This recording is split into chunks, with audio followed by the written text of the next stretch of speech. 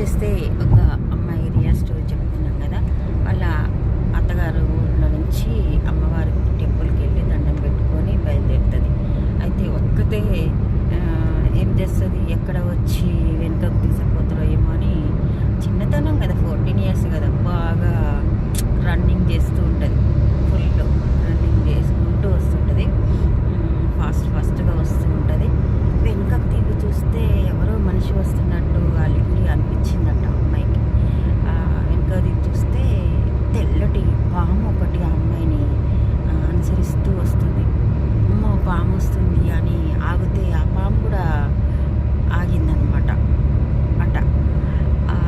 తర్వాతకి సరే ఇంకా పాము మళ్ళీ వస్తుందా రాలేదా అని మళ్ళీ ఒక 1 kilometer చూస్తే ఆ అమ్మాయిని తెల్లటి పాము ఒకటి అనుసరిస్తూ వస్తూ ఉంది.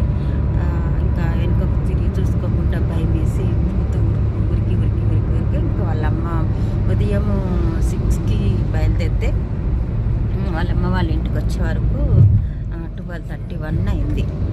అప్పుడు వాళ్ళమ్మ, ఏందమ్మా ఇట్లా వస్తున్నావు అంటే, నా వెనకాల ఒక పాము వస్తుందమ్మా అంటే, నిజంగానా అని వాళ్ళమ్మ బయటికి వచ్చి చూస్తుంది. నిజంగా రియల్గా శ్వేత నాగు పాము ఎలా ఉంటుంది, వైట్గా ఇట్లా అలాగే ఉందంట. వాళ్ళ అమ్మకు కూడా కనిపించింది. అయితే నా బిడ్డని పగబట్టిందా ఏంటి అని వేరే వాళ్ళని తోటి మంత్రం వేపిస్తుంది. మంత్రం వేపించిన తెల్లారే కులమ్మ తల్లిగా వాళ్ళ అమ్మ వాళ్ళ ఇంటి ముందల మొలుస్తుంది.